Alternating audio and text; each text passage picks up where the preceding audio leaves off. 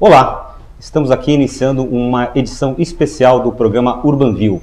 Trata-se do programa Urbanview Debate, que traz hoje aqui uma série de convidados que vão debater o tema desenvolvimento urbano sustentável.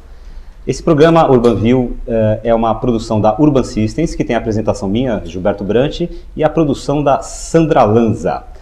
E a gente vai debater, então, um assunto que envolve todos nós que vivemos aqui em cidade. Envolve a questão do crescimento das cidades, envolve as questões de trânsito, de mobilidade urbana e muito mais. Então, para isso, a gente convidou aqui 4 participantes muito especiais que trarão as suas diferentes visões sobre esse tema, trarão seus diferentes olhares sobre este tema. São eles: Tomás Assunção, que é presidente da Urban Systems, a empresa que produz este programa. O Rodrigo Rinaldi, que é coordenador do setor de urbanismo da Defournier e Associados. O Lair Krahenbuhl, diretor coordenador do Núcleo Estratégico Legislativo do Sindicato da Habitação, que é o Secov. E o Yves Sterling, que é sócio-diretor e responsável pelo Departamento de Urbanismo da Cipasa. E o nosso olhar da semana, que é o tema que define esse debate, é o seguinte: desenvolvimento urbano sustentável, novos olhares sobre a cidade. Nós justamente nesse programa queremos trazer isso, novos olhares, novas contribuições, novas formas de ver essa questão que nos afeta em nosso dia a dia. E para iniciar o debate, que será dividido em alguns blocos, a gente irá explorar o desenvolvimento urbano sustentável sobre a ótica, sobre o olhar da análise de mercado, ou seja, de quem lê a cidade, de quem analisa, de quem recolhe os seus dados e mapeia o que está acontecendo dentro da cidade. Então, a exposição inicial será de Tomás Assunção, engenheiro, especialista em estudos de inteligência de mercado e presidente da Urban Systems. Então, obrigado, um prazer estar aqui com todos os meus amigos e convidados para esse olhar múltiplo. A Urban Systems vem, ao longo desses 15 anos, fazendo uma série de estudos de mercado, onde a nossa metodologia interpreta o que a gente denominou de lógica urbana, que é a movimentação das dinâmicas, das demandas na cidade e o entendimento de quem se locomove de onde para fazer o quê, quanto gasta, onde mora, onde trabalha.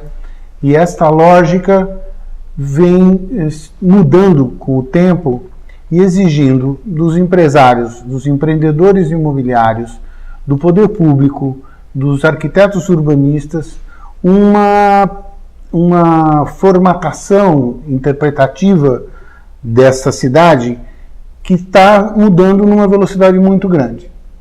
Na minha leitura, que o tempo todo estou entendendo que o mercado impõe sobre a cidade uma velocidade e que às vezes o poder público não consegue responder, ou o poder público não consegue, na mesma velocidade do mercado imobiliário, dar a devida atenção a isso, por isso que eu entendi que seria interessante que tivéssemos alguns olhares aqui. O olhar da Urban, que é um olhar que lê essa dinâmica das demandas, dos produtos, da oferta, da escassez de produtos imobiliários e da complexidade que a cidade vai ficando a partir de diversas intervenções urbanas. O olhar do poder público, que é um interlocutor o tempo todo presente, de até que ponto ele controla, até que ponto ele induz, até que ponto ele é organizador dessa intervenção no tecido urbano. E aí o Lair, que já teve um papel importante na Secretaria do Governo, da Prefeitura, e agora no Secov. O olhar do Ivo, que é um urbanista, desenvolvedor, empreendedor, que tem na Cipasa uma das empresas que faz esses projetos se tornarem realidade, e o Rodrigo Rinaldi, que além de professor da Universidade, da Faculdade do Rio de Janeiro, tem uma missão lá no escritório da Defournier de entender todos esses aspectos para poder desenhar projetos urbanísticos de grandes intervenções em grandes áreas. Então, a minha visão sobre esse assunto sempre foi sistêmica, e eu queria proporcionar a todos os nossos colaboradores e os nossos espectadores a oportunidade de ter também essa visão sistêmica num bate-papo, não é tanto um debate, mas um bate-papo, com essas pessoas amigas e profissionais respeitadíssimos do mercado. Tomás, vou tomar a liberdade de fazer uma pergunta a você, então. Aqui nas nossas conversas que a gente sempre tem na Urban System, tanto nos programas UrbanView que a gente faz, você fala muito na questão das novas centralidades independentes. E eu queria saber de você por que elas são tão importantes para garantir um crescimento sustentável das grandes cidades. Como é que você vê essa questão dessas novas centralidades? As grandes cidades têm um problema que é uma obrigatoriedade quase que imposta da descentralização dos seus núcleos ou de trabalho ou de moradia. E na medida em que as cidades vão ficando atulhadas de automóvel, as escalas humanas vão sendo perdidas e a gente começa a ter o desenho da cidade na escala do automóvel. Se o automóvel tem que se deslocar no tecido urbano em distâncias muito grandes, no que a gente chama de efeito pendular, eu moro num bairro distante e trabalho num outro bairro, a cidade vai ficando atulhada e eu não consigo ter uma mobilidade urbana que traga uma qualidade de vida. Então, um dos pensamentos nossos é que eu descentralizo a cidade e levo, além da residência, trabalho, lazer, escola, saúde, para um determinado espaço geográfico, onde eu reduza a mobilidade urbana para não interferir de uma forma tão nociva, o automóvel não ser um ator tão penoso para a cidade como está sendo hoje.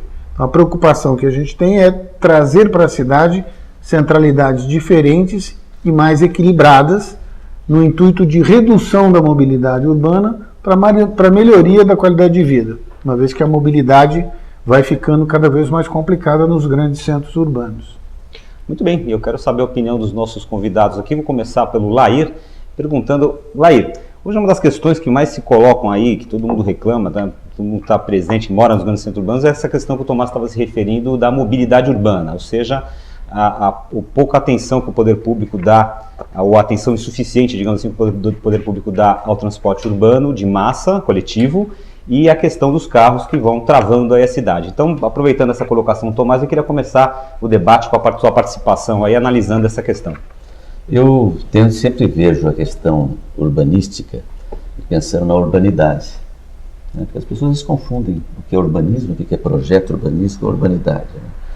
E o que o Tomás coloca em relação às centralidades é fundamental para que a gente pense e mude. Mas para mudar, uma transição, que a gente chama de transição psicossocial, ou seja, as pessoas estão há muito tempo vivendo de uma forma, e mudar essa identidade delas. Elas têm próximo do seu trabalho, elas têm a escola dos seus filhos, o açougueiro conhecido, o médico de família e todas essas questões que acabam trazendo uma grande dificuldade da gente implementar num projeto as mudanças. Se você rompe essa transição, as pessoas vão mudar para um bairro planejado. Esse bairro planejado tem que levar consigo um conjunto habitacional planejado, aqui na cidade de São Paulo, nós temos as áreas de interesse urbano. Se você não pensar essas todas variáveis, a conta não vai fechar, porque você vai criar, as pessoas rompem seus laços, suas redes, e a gente, quando pensa em mudar a rede, a gente pensa numa classe média, uma classe alta, que está acostumada a se desenvolver, a se deslocar, tem seu automóvel, né? Mas as pessoas que dependem de transportes públicos, dependem de tempo. Se você não tiver a lógica dos 3 T's que eu chamo, que é teto, trabalho e transportes, você não equaciona as outras realidades. Então, todo plano diretor, todo estudo de planejamento de uma cidade, todo pensar de uma cidade, tem que pensar que as pessoas não podem se deslocar não pode se locar mais que 500, 600 metros do determinado local. Muitos são contra os condomínios e loteamentos fechados. Isso é um grande equívoco, né, Tomás? As coisas são tão mutáveis. Há 30 mil anos atrás, os homens eram nômades, né? Iam caçando isoladamente e tal. Depois de 20 mil anos atrás, 15 mil anos atrás, os homens começaram a viver a agricultura e começaram então a conviver juntos. Mas ainda era uma habitação coletiva. 500 anos antes de Cristo, as cidades eram feitas, eram vilas, como hoje a gente, é um objeto de desejo de muita gente morar em vila, apesar de ter um discurso acadêmico, ideológico, de achar que isso é segregador, mas hoje as pessoas optam por isso por uma questão de segurança. Então, quando você vai fazer um planejamento de uma cidade ou de um projeto, se a gente não levar em conta essa transição psicossocial, se cria um luto. Luto na saúde leva 14 meses, né? Luto, depois as pessoas vão se distanciando do luto e até se transforma em luto patológico, ou seja, puxa, eu moro naquele bairro e aquele bairro não resolve a minha situação. Eu nasci em Itaquera e só agora que foi o estádio do Corinthians para lá. ou vice-versa, eu nasci aqui na Lapa e eu fui trabalhar longe. Então, essas questões no planejador urbano tem que estar muito presente. E esse é o papel que o poder público tem que fazer. Só queria comentar em relação às centralidades, que a gente não pensar nesse eventual luto que é potencial, a gente desagrega toda uma sociedade. Queria colocar aqui o exemplo de Alphaville, né? Alphaville, teoricamente, é uma centralidade urbana que tem residências, tem edifícios residenciais, edifícios comerciais, indústrias até, indústrias não poluentes, e foi um bairro, digamos, totalmente planejado. E mesmo assim, apesar de ter muita gente que vive, né, como vocês estavam colocando, dentro daquele entorno de Alphaville, Alphaville se transformou numa questão de trânsito caótico entre os municípios de Barueri e São Paulo. Quer dizer, o que faltou ali nessa questão do desenvolvimento urbano sustentável para que esse exemplo se tornasse um exemplo efetivo? O Alphaville tem uma história muito rica, muito interessante, com muitas lições aprendidas, né? E o que é hoje aquele bairro, nem de longe os empreendedores imaginaram que chegaria. Né? Então, na verdade, eu acho que, vamos ver, aquilo começou com um loteamento industrial, foi uma área muito grande desenvolvida por poucas empresas, né, poucos empreendedores, teve muito mais a iniciativa privada como desenvolvedora, né, e gestora do espaço público, e com o sucesso do empreendimento industrial é que começaram os residenciais e foi um dos precursores do loteamento fechado, né? Era uma região distante, né, da cidade, né, do tecido consolidado da cidade, e o planejamento, na verdade, ele foi feito com uma sequência de improvisos, né? Quer dizer, foi se criando ao longo dos anos um conceito de que era importante ter lá trabalho, comércio, moradia e posteriormente escola e tudo que a gente precisa no nosso dia a dia. Então hoje é possível morar lá e ter praticamente todas as necessidades cotidianas atendidas, o que é uma condição muito valiosa, né? Mas o dimensionamento da infraestrutura não foi concebido, né, por uma ocupação naquela escala. Então os problemas de trânsito e tudo mais, faltou uma visão de longo prazo, né? E aí eu até queria aproveitar e emendar uma pergunta para o Tomás, pegando o gancho da tua fala, que é o seguinte: a cidade é um tecido vivo, né? Evolui no tempo, existe uma limitação, vamos dizer, de planejar tudo o que vai acontecer numa cidade, né? São muitas forças que interagem, né? Então a minha pergunta para o Tomás é a seguinte: o Tomás, ele tem uma ferramenta muito importante que é a inteligência de mercado, entender a cidade, a dinâmica e a viabilidade dos produtos imobiliários. Então, queria saber como é que você encara, né, o aspecto da dinâmica no tempo. Como é que a Urban, quando trabalha, ela tira uma fotografia do presente e olha o passado, o que ela leva em conta para criar um prognóstico futuro de médio e longo prazo? Bom, essa sua colocação foi sempre o nosso desafio na Urban. Foi não olhar para trás e olhar para frente, conseguir projetar cenários. E uma das maneiras que nós encontramos para isso foi o mapeamento das cadeias produtivas que são geradoras de emprego e renda. No nosso entender, o trabalho e a residência são dois polos de desenvolvimento. Eu moro e trabalho. E o quanto mais eu puder evitar esse efeito pendular, eu consigo desenvolver centralidades mais equilibradas.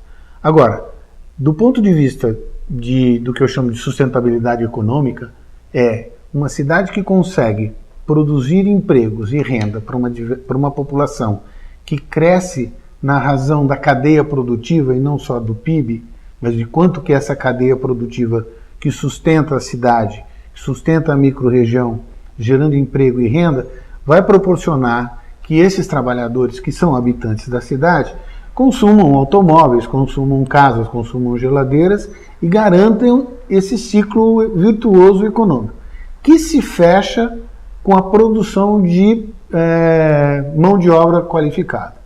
As universidades, as faculdades repõem os ativos humanos e retroalimenta a cadeia produtiva para ela continuar crescendo e gerando emprego.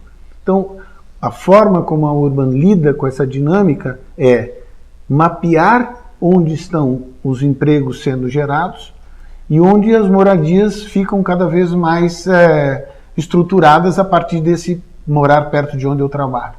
E aí os elementos complementares, educação, saúde, varejo, são compostos para que aquela centralidade se equilibre o máximo possível. Mas o grande desafio é monitorar essa cidade, é monitorar esses eventos todos que o mercado imobiliário muito dinâmico acaba fazendo e às vezes ele leva a cidade para um eixo que você não consegue controlar, né? E aí tem esse desafio que eu acho que é muito mais do poder público de poder induzir ou não, reforçar ou não aquele eixo, para não criar este problema de mobilidade pendular, ou a iniciativa privada passar a ter uma visão um pouco mais ampliada de responsabilidade social, de que aquilo que eu estou fazendo nesta cidade vai deixar um legado negativo no tempo.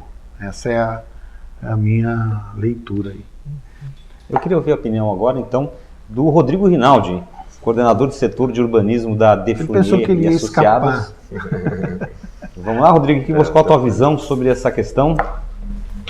Olha, bom, em primeiro lugar, queria agradecer aqui a oportunidade de participar de uma mesa redonda, né, efetivamente, com pessoas tão notáveis aí. Acho que é rara uma oportunidade como essa. E acho que queria buscar aqui o gancho do Ivo, quando ele fez a analogia aí do tecido urbano como tecido vivo, né? E também dentro da abordagem do Tomás em relação às centralidades, e que o Lair também comentou, que, enfim, acho que faz todo sentido observar que, assim como o corpo humano, ou qualquer tecido de qualquer ordem orgânica, não comumente, mas enfim, como situação clara, os tecidos eles têm temperaturas distintas, né? Trechos que são mais quentes, trechos que são mais frios. Normalmente as coisas interessantes acontecem nessas zonas de transição, né? Então, esse tipo de análise, entendimento aí da pré-existência, não só no que diz respeito ao mercado, como também da parte topológica e física do terreno, das áreas que são mais homogêneas e as áreas que estão em conflito. De modo geral, as áreas em conflito, para o bem e para o mal, são as áreas mais interessantes de atuar, né? Às vezes porque como oportunidade de negócio, de mercado, às vezes como necessidade do Estado intervir para remediar alguma situação complicada, né? Então, acho que essa questão da centralidade ela deve vir ser pautada. Acho que o esforço é menor quando você observa esse tipo de situação no tecido, e observa onde esses nós dessa rede, desse sistema, aparece de forma mais evidente, né? Então, é o que eu acho que, para mim, me chama mais a atenção dessa situação aí desse olhar sistêmico, né? Entendendo aí que, enfim, não é um raciocínio linear, de fato é uma rede, né? Com vários pontos, e você... pontos onde, por algum motivo, estão mais quentes em alguma ponto de uma determinada situação, e outros pontos estão mais frios e, enfim, eu acho que faz todo sentido observar as centralidades a partir desse critério. Tomás, você disse na sua fala que o poder público precisa ter um papel indutor, ou então a iniciativa privada ter a dimensão, digamos, quase que histórica do legado que vai deixar. Essa é a realidade que eu entendo que é ainda indesejável. O que falta é uma maior integração entre essas duas áreas. O Lair colocou os 3 T's, que eu achei muito legal, que é o tempo, o trabalho e o transporte. O transporte pode ser público ou pode ser privado. O desenvolvimento imobiliário dificilmente acho que lida com essas 3 variáveis. Me corrijam depois se eu estiver errado. Mas eu acho que quem tem que cuidar dessas 3 variáveis é o poder público, né? E aí eu acho que eu queria ouvir do Lair esse papel do poder público e o papel das parcerias público-privadas. Como é que isso se encaixa no processo? Eu estava anotando quando você falou que o poder público não consegue responder, né? Está correto. Mas ele também não seria o responsável por responder. Eu entendo que o poder público deve ser o indutor, o catalisador. Quer dizer, para onde a cidade vai, como colocado, onde está mais quente, onde o tecido urbano é mais permeável para você sofrer alguma mutação, né?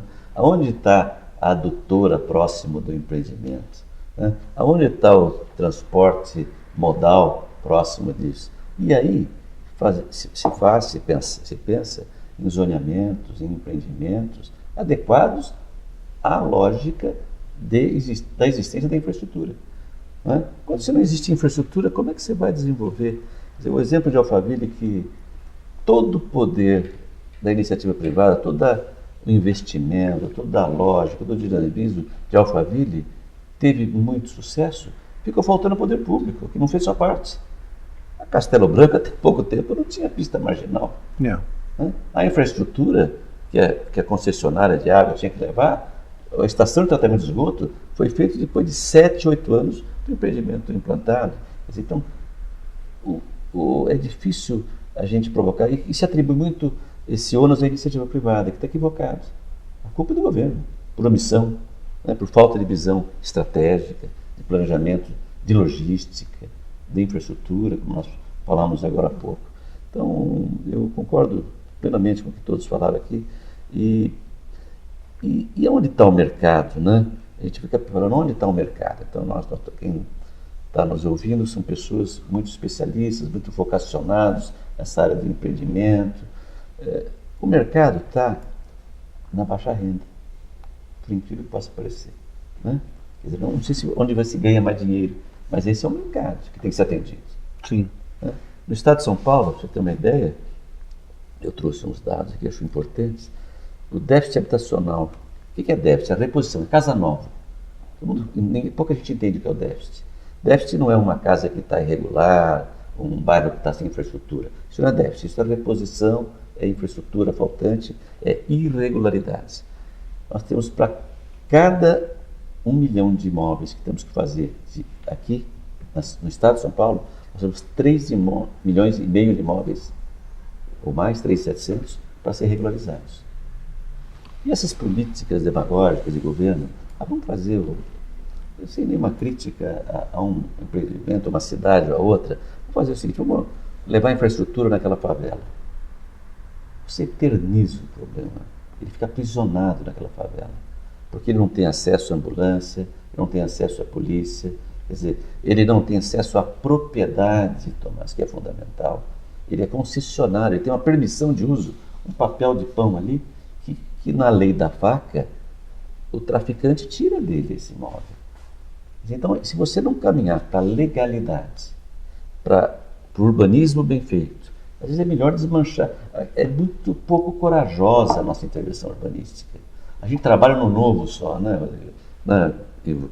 Você, Tomás, você trabalha no novo. Sim. E o velho? É muito mais importante regularizar o velho. Nós temos 3,5 milhões só no estado de São Paulo de imóveis. Vezes 4, vezes 5, são 15 milhões. É um terço, um quarto, um pouco menos que um pouco mais que um quarto da população em imóveis que o pessoal não tem o título de propriedade. Então, este é um mercado, eu acho. É fazer a reurbanização. O que se faz o retrofit em muitos países, aqui é a reurbanização. Esse é efetivamente o mercado. E sabe quem mora nesse déficit? 60% do déficit é coabitação. 60%. Ou seja, mais que uma família morando no teto. Então, acho que é uma coisa que a gente tem que ponderar. Eu queria colocar depois mais à frente essa questão da coabitação. Eu acho essa sua colocação, quando a gente olha mercado e quando a gente olha centralidades equilibradas, na busca de colocar centrais equilibradas, a gente sempre procura um corte vertical nas demandas, não é? Porque uma centralidade, um novo bairro, ele tem que ter habitantes de todas as suas camadas sociais, não é um bairro que segrega, nem um bairro só de gente da camada C ou D, não é também só da camada A, não é? Porque senão você fica guetos de ambas as naturezas, né? E os condomínios fechados, do ponto de vista, na nossa leitura, deixa tanto mal quanto uma favela, porque eles isolam a cidade, você tem muros dos dois lados, você não tem a cidade permeável, né? E isso, você anda em ruas que são desertas, né? Porque você tem muros dos dois lados, o automóvel circulando no meio, você não pode circular a pé ali, né? E integrar esses indivíduos todos que fazem parte da população, que trabalha e que tem empregos de todas as categorias, naquele espaço geográfico, é o nosso desafio aí, né? O Ivo, vou puxar para você. A Cipasa é uma empresa que vem pensando desenvolvimentos urbanos em grandes glebas. E grandes glebas pressupõem bairros inteiros, não dá para fazer uma gleba de 1 milhão, 2 milhões de metros quadrados somente com um condomínio horizontal. Você tem que ter outros produtos para lá. Como é que a Cipasa e você, como um elemento forte no mercado organizador desses espaços, tem pensado esse desenvolvimento de bairros, vamos dizer, sustentáveis, equilibrados? Bom, a gente, como o Lair falou, a gente trabalha com o novo, né? Então, a empresa vamos dizer, da iniciativa privada, a gente produz território urbanizado, né? E tenta organizar ou participar da expansão das cidades. Nós, a questão de alguns anos, vimos uma oportunidade de mercado que a gente achou interessante e foi uma decisão estratégica partir para esse tipo de diversificação. A Cipasa, originalmente, era uma empresa que fazia empreendimentos, vamos dizer, de um produto só. Cada empreendimento a gente analisava a vocação, olha, aqui o mercado nessa região aqui é para lote de 250 metros, ou é para lote de 360 metros, é aberto, é fechado. E nós começamos dessa forma, né? O que acontece? Essa nossa experiência mostra o seguinte: como é que a cidade é produzida? Na verdade, é uma conjunção de poder público e iniciativa privada. Isso acontece de uma forma organizada? Não, absolutamente não. É de uma forma muito desorganizada. A gente tem um histórico, vamos dizer, no Brasil, de muita falta de planejamento, ou muita falta de competência para planejar. A gente tem também uma baixa qualidade, um baixo volume de investimento público nas cidades, né?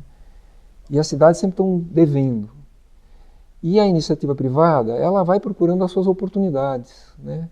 Então o incorporador compra um terreno, desenvolve um produto, lança para o mercado e vai embora. Vira a página, né, e vai para o próximo. De certa forma, o loteador tem a mesma linha de raciocínio. Procura as oportunidades, desenvolve os seus negócios e assim a gente vai montando uma grande colcha de retalhos que não conversa, não cria muita harmonia, não cria muita unidade. O que resulta disso aí? As cidades são carentes de infraestrutura, a gente tem problemas seríssimos de mobilidade, né? Quer dizer, como você falou, o carro hoje é o grande vilão das cidades médias e grandes, mesmo nas cidades médias já é um problemão. A gente vem de uma cultura de planejamento que é um pouco restrita, né? Eu acho que a gente precisa estudar mais, aprender mais o que é cidades, né? O que é essa complexidade, como que você olha esse território, né, a longo prazo. E o que você tem? A gente produz um espaço físico, poder público, iniciativa privada, e as pessoas vão morar lá. E, vamos dizer, a gente faz o hardware, as pessoas são o software, né? Elas que trazem a cultura, né, as histórias e a vida, né, da cidade. Mas o hardware é muito importante, porque se você não tiver uma infra que resolva bem, de forma eficiente, vamos dizer, atendimento de infraestrutura, né, das redes públicas, mobilidade, qualidade urbana do espaço público, quer dizer, a cidade não são só as casas, os prédios, é a somatória de tudo. Então, quando a gente se desloca na cidade, a gente se apropria da paisagem como um todo, né? Então, pegando esse caos todo, por que a gente decidiu atuar dessa forma aí com bairros planejados? Primeiro, nós tivemos uma mudança macroeconômica importantíssima, né? Nos últimos 15, 20 anos, o Brasil saiu da alta inflação para a estabilidade da moeda. Isso muda completamente o funcionamento da economia. E a gente depois evoluiu para a inserção de classe C e D, pleno emprego, financiamento a custos viáveis, principalmente para o mercado imobiliário, que trabalha com longo prazo. Então, o custo do dinheiro, se não for baixo, o mercado financeiro não pode participar da produção imobiliária. E tudo isso é muito novo. E a gente tem, ao mesmo tempo, um programa de governo federal, né, que, vamos dizer, tem concentrado investimentos em várias cadeias produtivas, né, que é um termo que eu gosto que você usa. Então, em cadeia do petróleo, ou da agropecuária de ponta, ou da mineração, ou infraestrutura de portos, etc. e tal. Então, isso está fazendo com que a gente tenha um crescimento muito expressivo em cidades que estão associadas a essas cadeias produtivas novas. E as cidades são carentes. Então você tem um mercado novo, uma situação muito caótica de forma geral nas cidades, né? Não querendo generalizar, existem iniciativas de planejamento muito boas, né, do poder público, mas são poucas, né? São os poucos exemplos que a gente gosta de contar, mas infelizmente não é. Insuficiente. Então, a Cipaz, a questão de alguns anos atrás, enxergou nessa questão aí de criar novos bairros de forma mais estruturada como uma grande oportunidade, né? Então a gente começou a estudar muito e a visitar muitas experiências, não só no Brasil, mas fora do Brasil, Europa, Estados Unidos, como é que isso funciona, né? E realmente tem muita coisa para a gente aprender, é muito valiosa. Eu acho que é um momento rico, né, para esse aprendizado. Para fazer o quê? Como é que esses novos bairros eles têm que conversar com a cidade? Então, primeiro, tem que ter uma leitura de mercado. Qual que é a dinâmica, qual é a geração de demanda e de que produtos, etc. e tal. Quais são os produtos sinérgicos? O que eu posso levar para um projeto que é complementar? Justamente para criar uma centralidade que te minimize a necessidade do automóvel e com isso você consiga fazer o máximo das suas atividades cotidianas de bicicleta ou a pé. Então tudo isso aqui demanda planejamento, que é o que mais falta. Mais falta ainda na nossa história. Então, vamos dizer, quando você tem a oportunidade de participar da gestão desses espaços, mesmo com a ajuda do poder público, tem que ser uma coisa participativa, você consegue desenhar cenários mais harmônicos, você consegue prever um espaço ao pedestre muito mais amigável, não tão hostil, né? Hoje realmente o pedestre está em desvantagem porque o pouco espaço público perdeu o seu espaço. Então, muita coisa boa e qualificada você consegue compreender. Tem muito colocar no projeto. Tem milhares de desafios, não é uma gestão simples, é uma gestão muito complexa. É uma coisa nova também para nós todos, né? Nova, tem que aprender com isso, né? A gente tem aí algumas experiências desse tipo de desenvolvimento, como Riviera de São Lourenço, o próprio Alphaville, mesmo com bastante,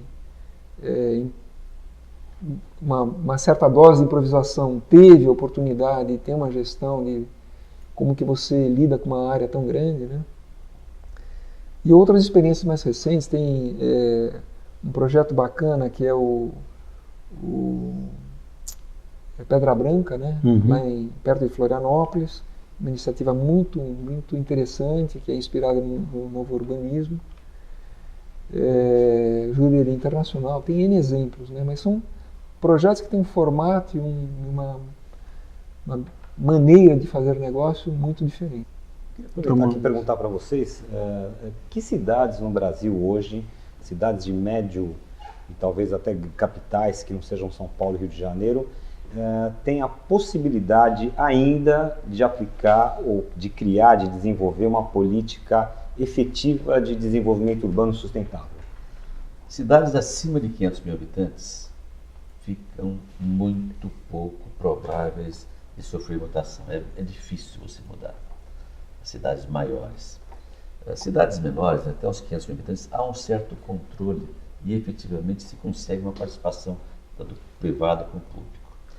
E pegando um gancho que o Ivo colocou também, eu acho que existe um novo papel para o urbanismo em relação a essas cidades que foi colocado agora.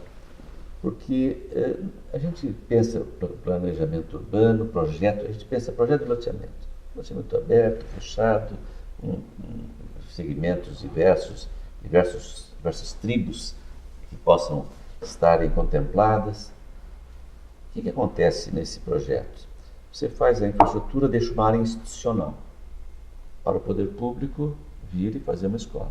Mas ele não tem condição de fazer escola também.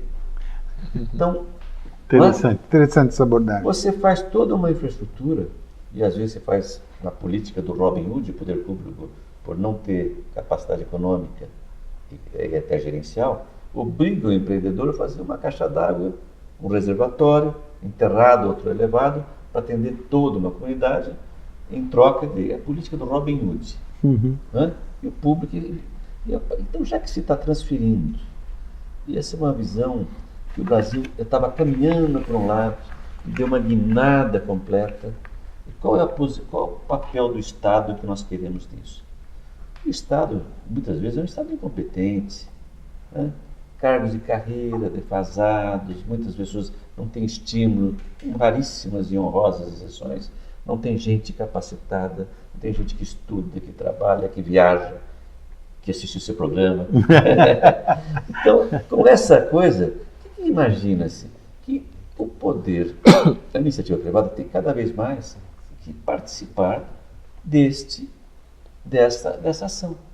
Então, vamos ter um outro investidor. Por que você não escolhe, por exemplo, a Ondefornier, fazer um projeto onde você, adicional, você já projeta a escola? Tudo bem, de acordo com o padrão municipal ou estadual.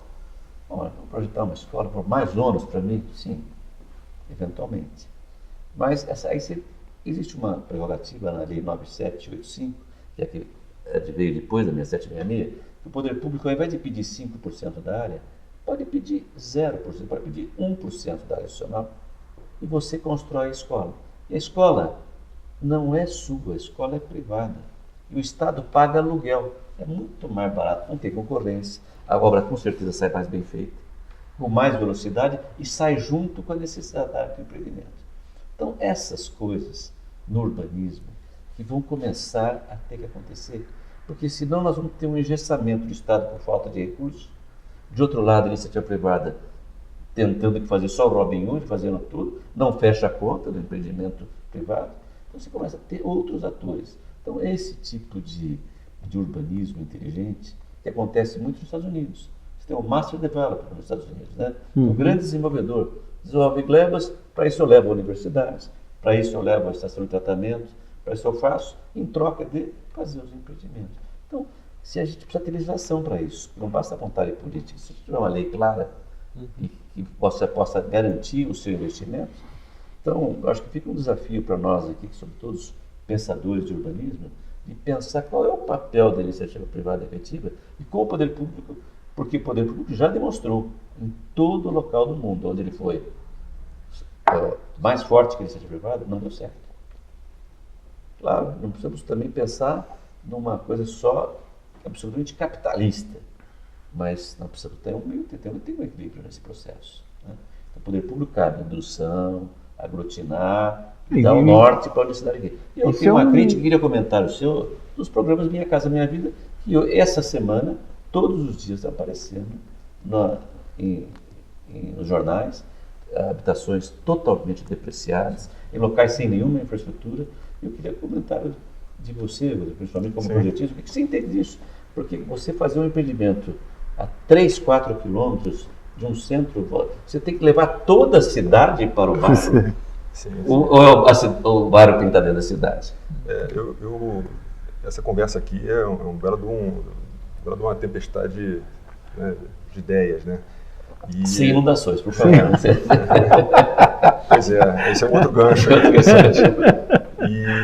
E o Argan, ele tem um texto antigo, onde ele trata, o título do texto dele começa chama-se Projeto e Destino. Eu acho que o pavor aqui é entender que a gente pode estar sujeito ao destino. Não deve. A gente tem capacidade técnica, conhecimento para tomar as ações e definir como levar isso à frente, né? Eu acho que pouco importa a quem pertence a esse chapéu de como governar e pensar estrategicamente a cidade, né? Se é a iniciativa privada, se é a esfera pública, ou até mesmo o terceiro setor, né? A sociedade civil organizada ou não. Não é? Então, eu gosto muito da colocação do Ivo, quando ele comenta, e aí, como eu interpreto, né? Vocês passaram da escala da incorporação para o desenvolvimento, né? Eu entendo até que um fórum como esse, ou da DIT, lá com o Plan, né? Já é uma outra escala, que é exatamente essa escala do entendimento, que a esfera iniciativa privada tem o dever, né? Assim como os 3 setores têm esse dever, né, de pensar estrategicamente a cidade, entendendo como grande usina de geração de riqueza do mundo, né? Você vê, há pouco tempo a ONU colocou, né, que a Terra hoje é muito mais urbana do que rural, né? Já teve essa inflexão. Né? Estamos chegando no Brasil a 85% de urbanização. Pois é. Não temos mais população rural, né?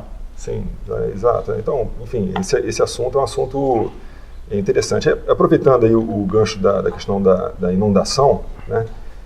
Eu particularmente gosto de entender, no que diz respeito às infraestruturas, e organizar saneamento, transporte, energia e telecomunicações como quase que polaridade, né? Saneamento é o que é mais territorial, porque você não consegue, sobretudo a drenagem, porque você trabalha com o imponderável das chuvas, né? São possibilidades de recorrência que estão se agravando aí com a crise ambiental ou, sobretudo, as mudanças climáticas, né? Claro que eu não entendo que exista controvérsia com relação a isso, mas eu respeito algumas opiniões controversas. Mas, sobretudo, nos espaços urbanos mais densos, a gente percebe que as situações climáticas estão mais intensas, né?